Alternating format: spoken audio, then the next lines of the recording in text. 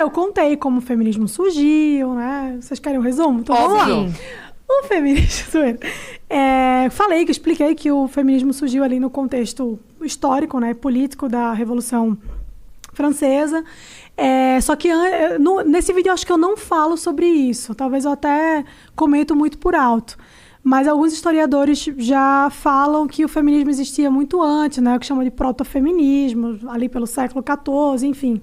Tem uma figura muito conhecida que é a Mary Wollstonecraft, que foi uma das precursoras, digamos assim, do protofeminismo, mas oficialmente mesmo o feminismo veio surgir ali final do século XIX, começo do século XX. E o feminismo ele é dividido em 3 gerações, né? Por enquanto são 3, já se fala numa 4ª geração, 5ª, milésima geração. Falam que a 4ª é a virtual, né? Exato, tem muito disso, né?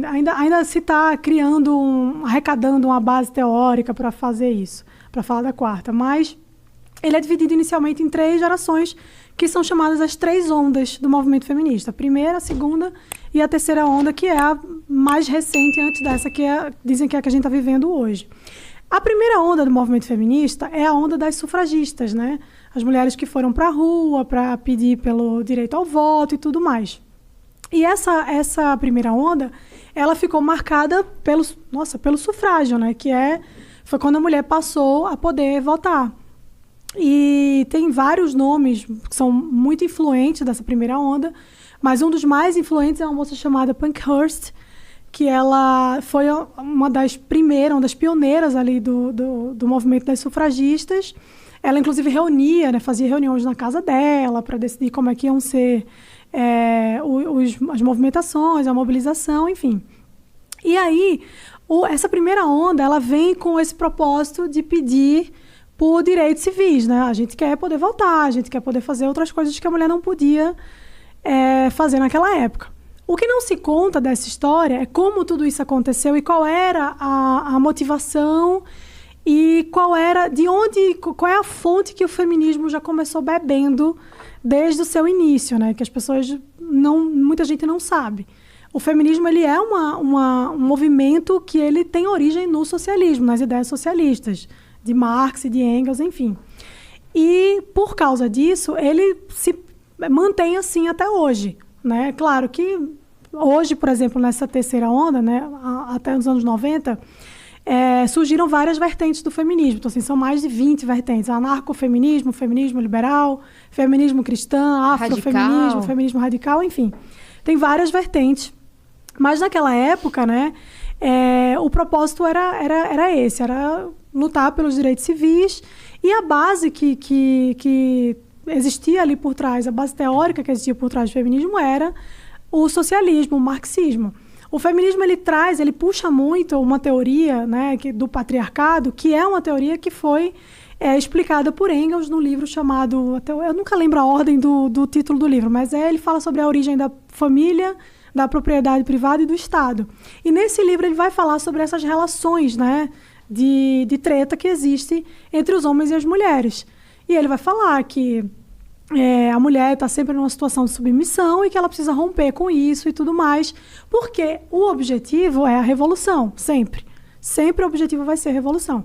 Então ele começa a partir daí, né? E aí você tem essas feministas que são as sufragistas, que muitas brigavam entre si justamente por causa do viés de político que existia.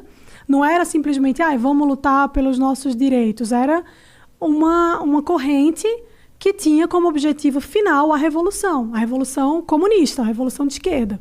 Então, várias sufragistas que fizeram parte do movimento no começo caíram fora, porque falaram assim, não, eu não tenho nada a ver com isso, não é para ser um negócio político, é para lutar pelos meus direitos, não é para ser um negócio político, o que é até uma coisa meio contraditória, porque se você fala de direito, você está falando sobre política, enfim.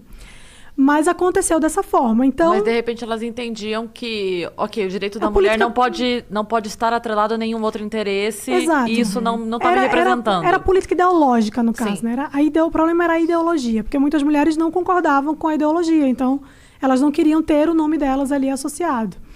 E a Pankhurst, que foi uma das principais sufragistas, ela tem uma história muito controversa, assim. Ela era uma mulher que estava sempre à frente ali dos movimentos, e ela era muito militante, ela já era muito militante. Ela tinha 5 filhas e ela expulsou uma das filhas do movimento porque ela achava que a filha dela não era tão louca quanto ela, assim. Ah, não, você tem que ir pra cima, tem que tretar. A mulher tinha escrava em casa, assim, não é escrava, mas era quase. Então, assim,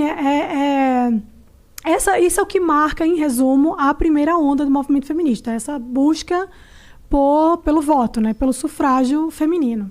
E aí, depois, conquistados os direitos ao voto, né? Uma outra coisa interessante que não se fala também, que é um contraponto aí, é que naquela época os homens poderiam votar mediante algumas condições, né? E uma delas era os homens que votavam como um bônus, uma espécie de bônus ao ônus que eles tinham de servir o país. Então, assim, para o homem poder votar, ele tinha que estar disposto a ir para a guerra. Então, assim, basicamente era isso. Quando as mulheres passaram, as sufragistas passaram a lutar pelo direito ao voto, isso não foi colocado em questão. Tipo assim, a gente só quer o bônus, que é poder votar, mas a gente não quer ir pra guerra, a gente não vai pra guerra não, vai tudo lá, eu não vou não. Então, assim, eu brinco dizendo que assim, o voto, ele na verdade não foi exatamente uma conquista, ele foi meio que um presente, foi dado. Porque se elas tivessem um ônus ali para poder votar, e aí tivessem direito ao voto por isso, tudo bem, porque era assim com os homens. Mas com as mulheres não foi. Bastava ser mulher que elas poderiam votar. E continuou né? assim?